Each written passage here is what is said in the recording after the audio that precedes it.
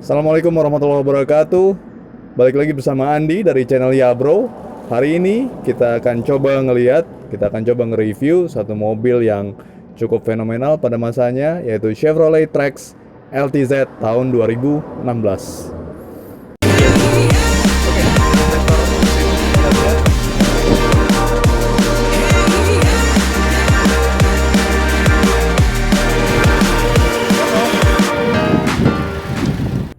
Oke, jadi mobil Chevrolet Trax ini adalah seperti kita tahu ya, ini model mobil Amerika. Chevrolet adalah brand Amerika, tapi ini adalah produksi dari Korea.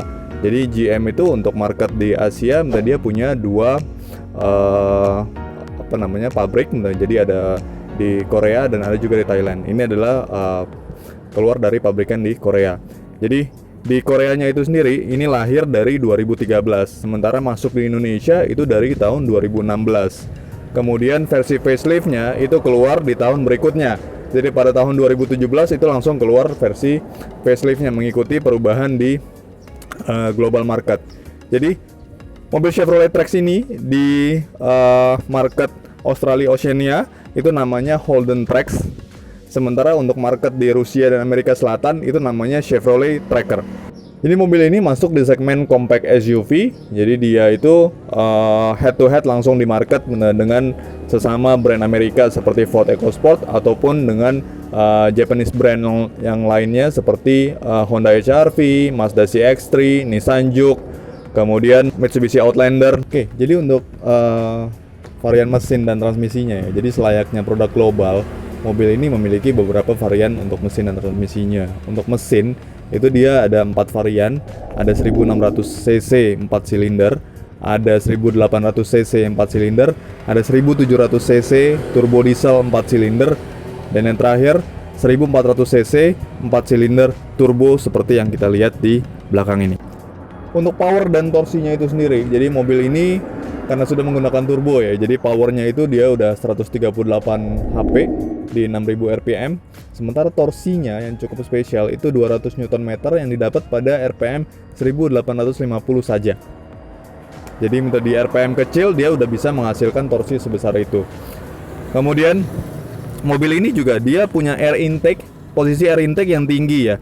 Jadi mestinya kalau kita ngelewatin genangan air yang tingginya mungkin sebemper, dia masih dapat melalui genangan air tersebut dengan aman. Kemudian mobil ini karena sudah menggunakan turbo, jadi dia untuk bahan bakarnya dia harus menggunakan oktan minimal 95.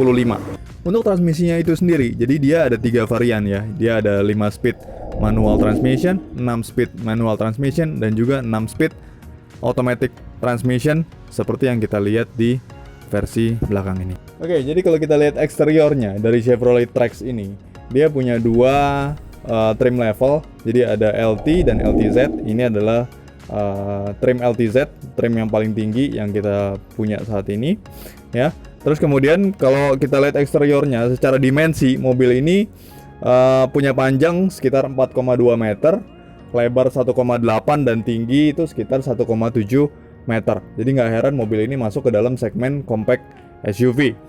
Kemudian secara ground clearance, kalau kita lihat ini dia di data ya, di brosur itu kurang lebih 181 mm. Jadi figurnya ini mirip dengan yang dipunyai dengan Honda HR-V, which is lumayan tinggi. Ya pantas ya dia masuk ke dalam kelasnya compact SUV crossover. Kemudian kalau kita lihat dari sisi depan ya, ini lampunya. Jadi lampunya ini kalau 2016 dia masih belok gitu ya. Karena untuk tahun 2017 dia udah modelnya udah lebih sipit. Dan di lampunya itu sendiri dia belum ada teknologi seperti proyektor ataupun LED. Dia sudah memiliki DRL, tapi DRL-nya itu belum DRL LED. Jadi DRL-nya ini masih warnanya kuning seperti lampu senja gitu ya. Untuk fog lamp-nya itu sendiri juga sama, dia masih menggunakan halogen. Kemudian kalau kita lihat grillnya, ini dia model grill bertingkat yang memang ciri khasnya dari Chevrolet. Oke, untuk lampu mundur belakang ya, Mobil ini sudah menggunakan standar Eropa, jadi dia hanya satu lampu mundur belakang di sebelah kiri. Nah kalau gitu di sebelah kanannya itu apa? Jadi kalau kita lihat di sebelah kanan sini, dia itu digantikan dengan fog lamp belakang.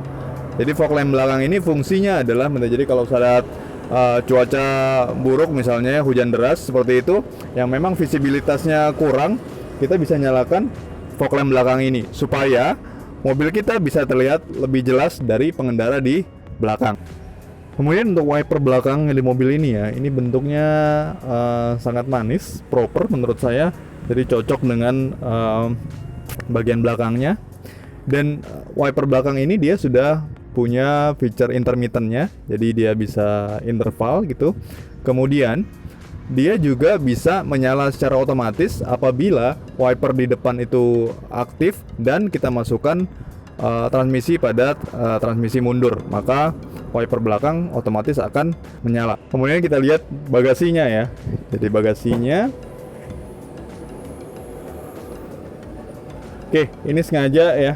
Jadi barang-barang memang nggak saya rapihkan biar kita bisa lihat seberapa fleksibelnya dari kapasitas bagasi ini. Mobil ini Chevrolet Trax ini dia kapasitas bagasinya 356 liter.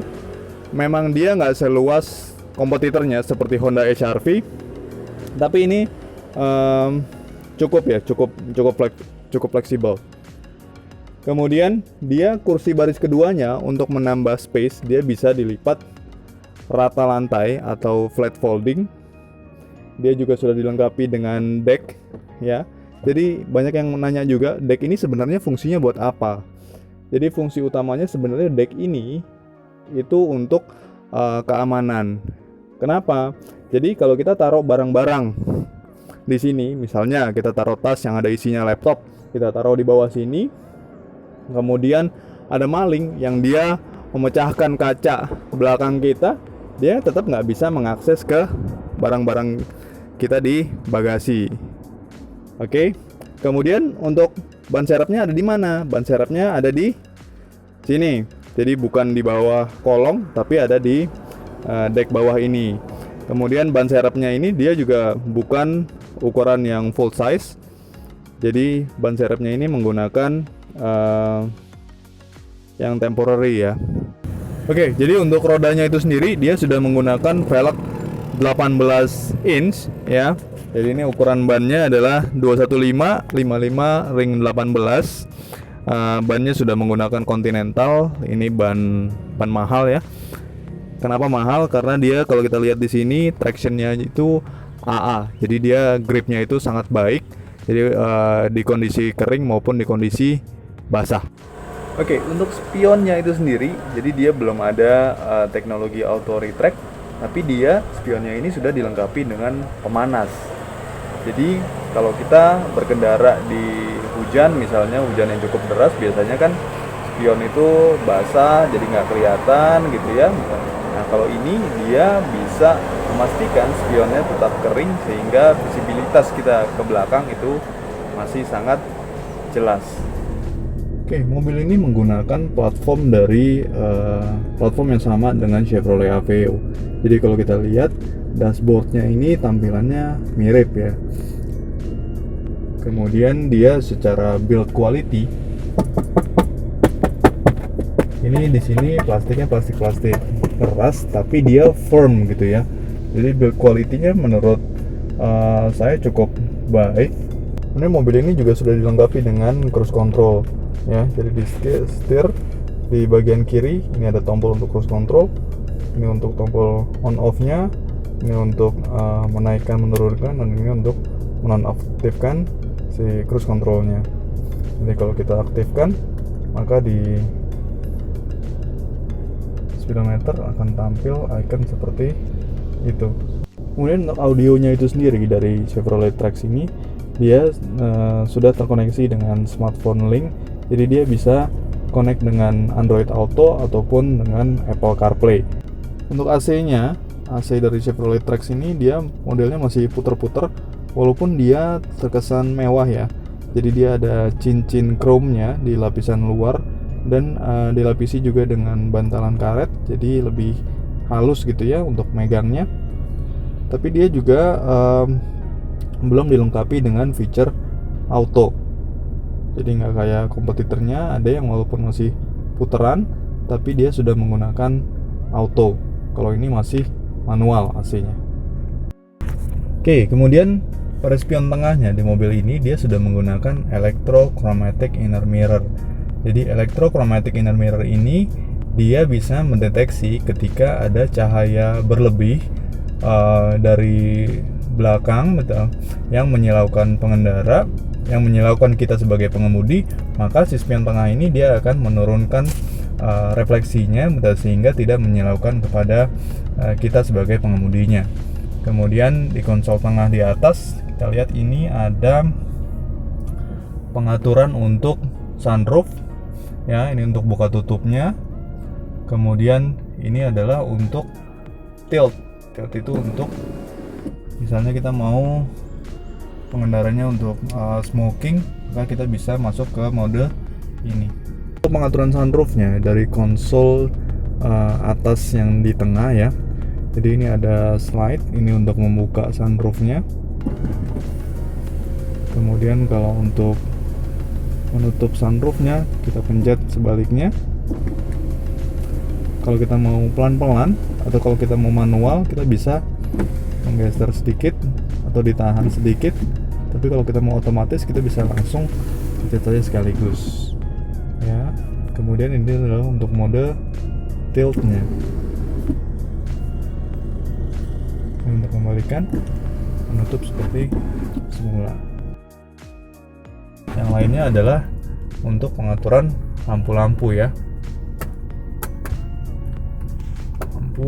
Lampu kanan, lampu kiri. Terus bagaimana dengan coba kalau kita lihat apakah di sun visor-nya, oh, dia sudah menggunakan lampu untuk bagian penumpang, ada kaca dan lampunya, dan hal yang sama untuk bagian drivernya. Jadi untuk bahan kursinya, dia sampingnya itu menggunakan bahan semi kulit, sementara untuk bagian tengahnya dia menggunakan bahan fabric, ya, sampai ke bawah. Kemudian kalau kita bicara driving position dari Chevrolet Trax ini, jadi untuk pengaturan setirnya, ya, dia sudah tilt dan juga teleskopik, jadi kita bisa menyesuaikan. Kemudian untuk kursinya itu sendiri, ya, jadi dia selain sliding, oke, ini tinggi badan saya. Kemudian dia juga bisa reclining, tapi dia juga bisa mengatur rebahannya. Jadi kita bisa atur tinggi rendahnya walaupun masih model pompa, ya, masih belum elektrik. Kemudian untuk ini bisa diatur tinggi rendahnya, dan juga bisa diatur juga untuk majunya, ya, kita mau setegak apa ininya. Cukup lengkap. Oke, kemudian kalau kita coba duduk di baris keduanya, ya, ini adalah posisi duduk saya di depan tadi. Oke, tinggi saya kurang lebih 170 cm. Untuk legroom, kita lihat legroomnya itu masih ada space walaupun nggak banyak, dan juga untuk headroomnya ini masih ada space. Tapi yang terasa kaku di belakang adalah karena kursi di belakang ini kita tidak bisa di recline, ya. Jadi ini udah kaku dan agak tegak, ya. Jadi cenderung kaku gitu kalau duduk di belakang. Tapi yang menarik di belakang ini adalah dia sudah dilengkapi dengan slot listrik 230 volt, ya. Jadi ini bisa kita pakai untuk mencharge handphone ataupun laptop. Kemudian di belakang sini dia tidak ada sirkulasi AC yang untuk ke badan, tapi di sirkulasi AC-nya dia ada di bagian kaki, ya. Jadi kalau sirkulasi kaki di bagian depan itu diaktifkan, maka yang belakang juga kebagian. Kemudian dari sisi safety, mobil ini sudah memiliki disc brake di bagian depan dan belakang, dilengkapi juga dengan ABS dan EBD, ESC, Electronic Stability Control, HSA atau Hill Start Assist, dan juga HDC atau Hill Descent Control. Ini yang di kompetitornya nggak ada ya. Jadi Hill Descent Control ini dia bisa menahan pada saat turunan, pada saat melewati turunan terjal dia bisa menahan kecepatan. Dia juga sudah ada feature TPMS atau Tire Pressure Monitoring System, walaupun dia hanya berupa indikator peringatan. Artinya kalau ada metal ban yang kurang angin, maka dia akan muncul indikator peringatan di speedometer. Jadi nggak kayak Wuling. Kalau Wuling itu kan kelihatan metal masing-masing dan di roda kiri depan itu berapa suhu dan tekanan anginnya. Mobil ini juga sudah dilengkapi dengan airbag.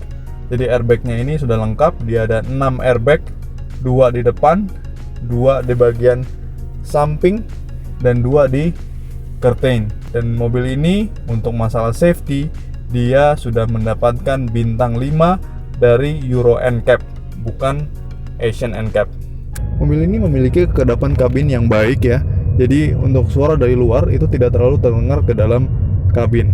Kemudian untuk bantingan suspensi juga dia itu, saya nggak bisa bilang mobil ini lembut, tapi ini firm lah. Jadi ini untuk kecepatan tinggi dia bisa maksimal peredaman suspensinya. Jadi mobil ini karena dia bermesin turbo ya, jadi untuk akselerasinya istimewa ya. Jadi kalau kita jalan 40 km/jam seperti ini, terus kemudian kita coba kick in gasnya, wow, jambakannya itu luar biasa. Jadi untuk mencapai kecepatan 80 atau 100 bener-bener enteng banget ya. Karena memang secara spesifikasi dia punya torsi 200 Nm yang bisa didapat pada RPM 1850. Itu benar-benar ngasih rasa yang luar biasa. Oke, jadi kesimpulan dari review kita hari ini adalah, jadi buat bro semua yang punya budget kurang lebih 150 jutaan, mobil ini bisa jadi salah satu pilihan yang menarik ya, karena betul dia punya performa yang sangat mumpuni, kemudian feature safety-nya juga yang sangat lengkap. Tapi kekurangannya dari mobil ini adalah pertama, konsumsi bahan bakarnya yang tidak sebaik dari kompetitornya, tapi nggak bisa dibilang boros juga ya. Jadi sebanding dengan performa yang diberikan. Kemudian jaringan after sales-nya yang memang sangat terbatas. Oke, itu saja review kita hari ini. Jangan lupa like, comment, share, and subscribe di channel kita. Sampai jumpa di review berikutnya.